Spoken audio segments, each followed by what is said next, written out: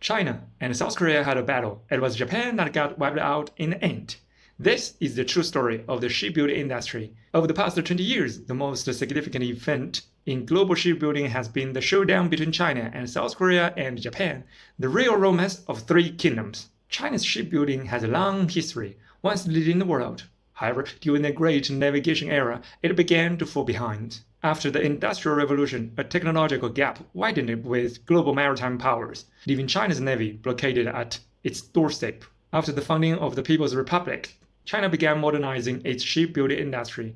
Management shifted between departments until 1963, when the Sixth Ministry of Machine Building was established to oversee shipbuilding. Shanghai Jiaotong University, once under its control, became known as the Ship Academy for its top-tier shipbuilding programs. The Sixth Ministry became a mega state-owned enterprise, with 26 shipyards and over 300,000 workers, essentially China's entire shipbuilding foundation. If you're looking back, China solved the steel production and skilled labor issue in its first 30 years. But industrial subsidies lacked.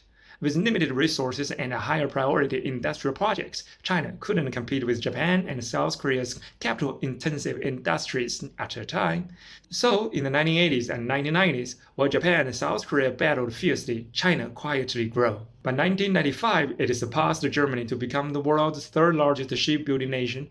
But, due to the funding constraints, its global share was only 7% by 1999, a modest figure. But for the US, 7% might spark months of win-win-winology tweets from Trump, but China, having suffered from a weak navy historically, wasn't satisfied with third place or a single-digit share. In 1999, China launched its first major shipbuilding campaign, like many post-reform industrial breakthroughs. The first step was to streamline production relations. Reform before action. That year, China's State Shipbuilding Corporation began separating government and enterprise functions, with administrative duties transferred to the Commission for Science, Technology, and Industry for National Defense. Its assets split into China State Shipbuilding Corporation, which is South Ship, and China Shipbuilding Industry Corporation, which is North Ship, unleashing productivity and revitalizing China's largest shipbuilding assets. After 2000, China addressed its subsidy shortfall. Post-WTO, central fiscal strength and bank lending capacity soared,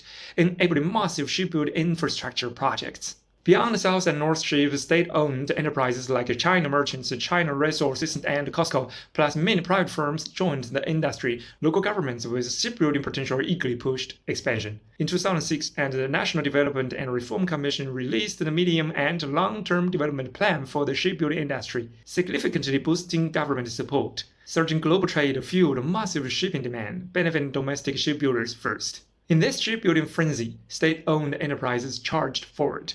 But private firms were even fiercer. Jiangsu Rongsheng Heavy Industries, for example, went from funding to claiming the nation's top order volume in just 4 years, but bankrupted for another 4 years. Its tragic end reflects the era's intensity. So, what's the South Korea's response? A 7-word strategy: yield the main road, seize the flanks.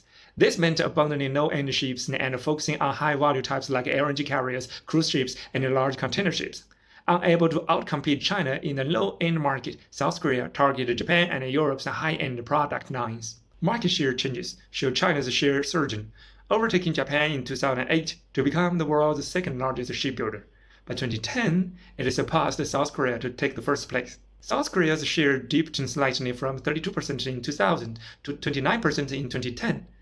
Japan caught in the crossfire, saw its share plummet from 33% in 2000 to 18% in 2010. In this first clash, both China and South Korea won. China gained market share, laying a solid industrial foundation for the next battle.